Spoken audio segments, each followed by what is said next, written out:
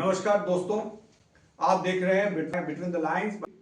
जैसा कि आप जानते हैं कि हम आपके लिए रोजाना एक विश्लेषणात्मक खबर लेकर आते हैं। आज का हमारा टॉपिक है ट्रंप के भाषण से तेल में लगी आग और बाजार हुए धड़ाम। नमस्कार दोस्तों, वैश्विक अर्थव्यवस्था इस वक्त एक ऐसे मोड़ पर खड़ी है जहां राष्ट्रपति डोनाल्ड ट्रंप का एक बयान पूरी दुनिया की जेब यानी आपकी और हमारी जेब पर भी भारी पड़ रहा है।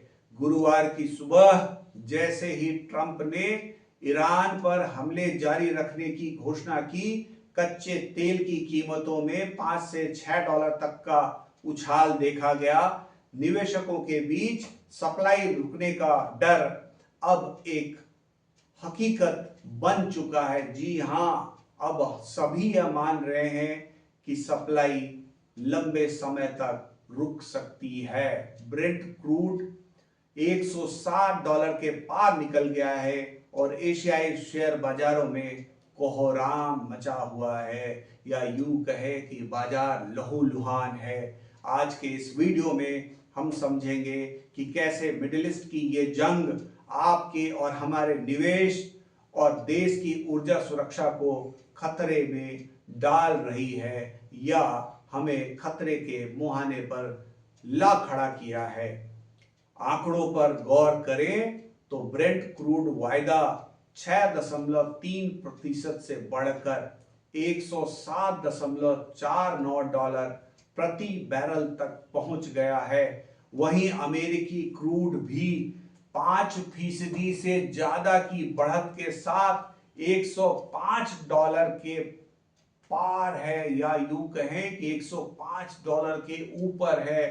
यह तेजी तब आई जब राष्ट्रपति ट्रंप ने साफ कर दिया कि युद्ध खत्म करने की कोई तय समय सीमा नहीं है, लेकिन असली चिंता की वजह स्ट्रेट ऑफ हॉर्मूज है। जी हां, ईरान ने अमेरिका इजराइल हमलों के जवाब में इस रास्ते को बंद कर दिया है। आपको बता दें कि दुनिया की 20% और तेल और एलएनजी की सप्लाई इसी संकरे रास्ते से होकर गुजरती है।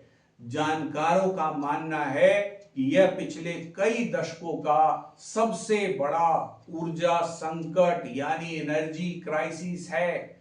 अगर यह रास्ता लंबे समय तक बंद रहा तो 100 डॉलर का तेल सिर्फ एक शुरुआत होगी। ट्रंप का दावा बनाम बाजार। बुधवार को राष्ट्रपति ट्रंप ने दावा किया कि अमेरिकी सेना ने अपने लक्ष्य के लगभग हासिल कर लिए हैं। यह संघर्ष अगले 2 से 3 हफ्तों में खत्म हो जाएगा। उन्होंने कहा, हम लक्ष्य के बहुत ही करीब हैं, लेकिन ट्रंप के इन दावों पर बाजार को भरोसा नहीं हो रहा है। एशियाई शेयर बाजारों को ट्रंप के भाषण के बाद तगड़ा झटका लगा है। दक्षिण पूर्व एशिया के देश जो अपनी ऊर्जा जरूरतों के लिए पूरी तरह से तेल के आयात पर निर्भर हैं, वे इस वक्त सबसे ज्यादा कठिन परिस्थितियों में हैं। निवेशकों को डर है कि ट्रंप की 2-3 हफ्तों वाली बात सिर्फ एक राजनीतिक बयान हो सकती है, जबकि हकीकत में युद्ध के और भी लंबा जारी रहने की प्रबल संभावना है। दक्षिण कोरिया और अन्य एशियाई बाजारों का हाल देखें तो दक्षिण कोरिया का KOSPI इंडेक्स लगभग 4.2% का गोता लगा चुका है। स्थिति इतनी गंभीर है कि दक्षिण एशियाई राष्ट्रपति ली जे म्यूंग ने अपने संसद से 26.2 ट्रिलियन वॉन के इमरजेंसी बजट की मांग की है, ताकि अर्थव्यवस्था को इस ऊर्जा सुरक्षा खतरे से बचाया जा सके। सिंगापुर का SGX, मलेशिया और इंडोनेशिया के बाजार भी 1 से 1.5% तक गिर चुके हैं। चीन और हांगकांग में भी भारी बिकवाली देखी गई। हांगकांग का हैंग सेंग इंडेक्स 1.1% गिर गया, जिसमें टेक्नोलॉजी सेक्टर को सबसे ज्यादा नुकसान हुआ है। साफ है कि अनिश्चितता की लहर टोक्यो से लेकर शंघाई तक फैली हुई है।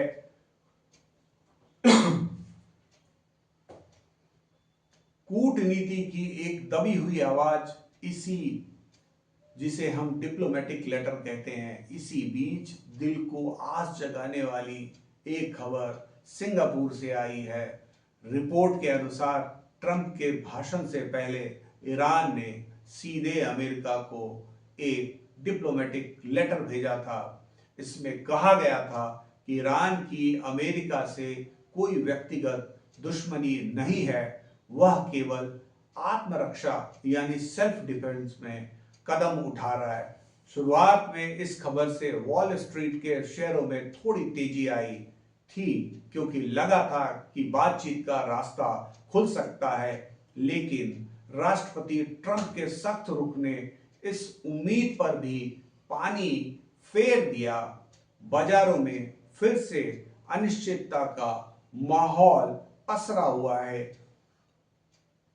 हालांकि जानकारों का कहना है कि अगर इस मामले का कोई कूटनीतिक हल निकलता है तो बाजार उतनी ही तेजी से ऊपर उठेंगे। अंत में सवाल वही है, क्या यह युद्ध वाकई में 3 हफ्ते यानी 20 से 21 दिन में खत्म होगा, या हॉर्मुज की ये नाकेबंदी दुनिया को एक बड़े आर्थिक मंदी की ओर धकेल देगी। निवेशकों के लिए सलाह यही है कि फिलहाल सावधानी बरतें, क्योंकि तेल की कीमतें ही अब वैश्विक बाजारों की दिशा तय करेगी। आपको क्या लगता है कि क्या राष्ट्रपति ट्रंप अपनी समय सीमा के भीतर युद्ध रोक पाएंगे? कमेंट्स में अपनी राय जरूर दें। वीडियो अच्छा लगा हो तो इसे लाइक और शेयर करें, साथ ही चैनल को सब्सक्राइब करना ना भूलें। धन्यवाद।